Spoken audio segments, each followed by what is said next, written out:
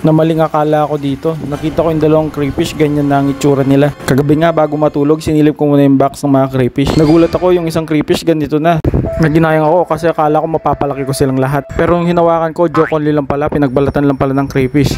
Kapag nagpalit pala sila ng ganyan, yun yung sign ng paglaki nila. Nalaman ko rin na ang pinagbalatan nila ay kinakain nila, kaya hindi ko yan naalisin sa box nila. At pagbaba ko nga, may napansin pa akong isa hindi rin gumagalaw. Naisip ko rin balat din to, sana. Pagangat ko sa tubig, naramdaman ko medyo mabigat. Tapos pinakatignan ko, yes, balat din pala. At walang namatay sa mga crayfish natin. Kapag bagong palit ng shell ang mga crayfish, napakalambot nila. Pwede silang kainin ng kapwa nila crayfish. Ako dahil nag-umpisa pala ako mag-alaga ng crayfish, siniwalay ko yung dalawang yan. Hinanap ko talaga kung nasan sila. Kailangan kasi nila ng 2 linggo para tumigas ulit yung shell sa katawan nila. Titignan ko na rin, baka hindi lang dalawa yung nagpalit ng shell. Sinilip ko talaga lahat ng hides dyan, 2 lang talaga yung nagpalit ng shell.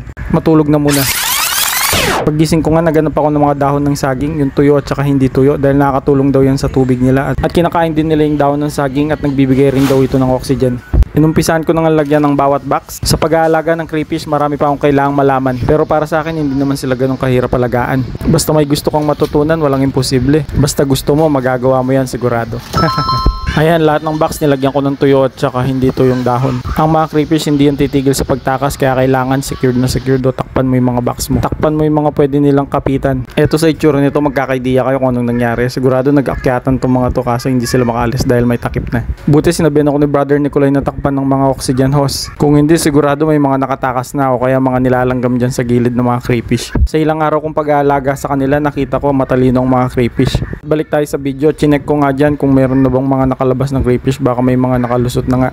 At kung umabot ka dito sa dulo ng video ay salamat. Sa susunod na video, asahan mo, mas gagalingan ko pa.